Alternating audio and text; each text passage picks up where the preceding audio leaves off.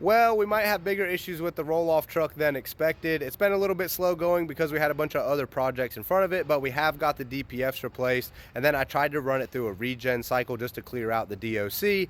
And when I did that, the engine temperature rose. It didn't overheat, but as it got to the higher end of the operating temperature, the coolant sort of overflowed out of the reservoir. I discovered that the coolant cap was loose, which is why it came out instead of just holding the pressure.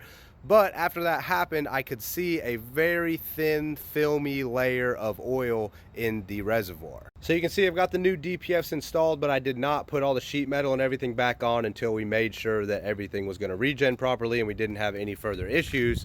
But I did not realize or notice it when we first got the truck that you can see that sort of filmy haze in there. And after the coolant level dropped just a little bit, it only lost just a little bit of coolant, I could see where the coolant was and there was a little bit of oil residue. So when I pull the cap off, you can see in the bottom of the cap just a little bit of oil. And the pressure releasing from pulling the coolant cap off was just from the change in temperature from this morning to this afternoon. This truck has not even been started today, so it's not building excessive pressure in the cooling system or anything like that.